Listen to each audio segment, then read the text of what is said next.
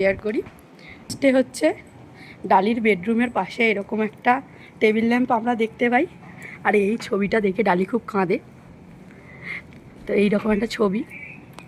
তারপরে এই যে পেছনে সমস্ত কিছু বই সাজানো, এগুলো সত্যিই বই সাজানো। হ্যাঁ, তারপর আমরা যে ওয়ার্ড্রপটা দেখতে পাই, এই যে ওয়ার্ড্রপ,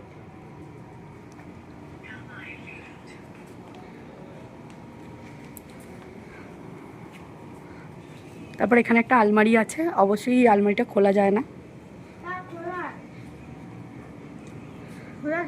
খোলা যায়? আচ্ছা। তারপর এখানে একটা কারোর ছবি আছে, দেখি। ও আচ্ছা,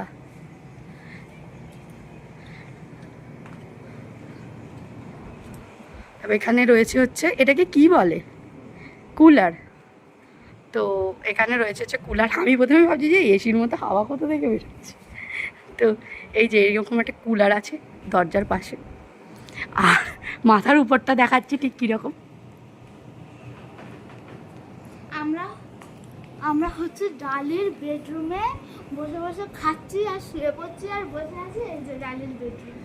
তো ডালির এই যে বেডরুম, ডালি দেখার পর কিন্তু তোমাদের দেবে গালি। ডালির বেডরুমে বসে কি খাচ্ছ তোমরা?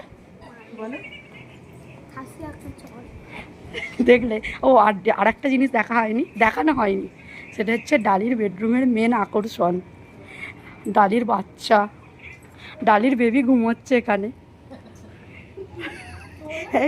এই তো এটা ছোট্ট ডালির বেবি, ডালি যেটাকে নিয়ে খুব কাঁদে। এই যে ডালির বেবিকে আমি একটু দোল চড়িয়ে দিলাম। এই যে এইদিকেও একটা টেবিল ল্যাম্প, ওদিকেও বিছানাটা খুব সুন্দর করে সাজানো ছিল।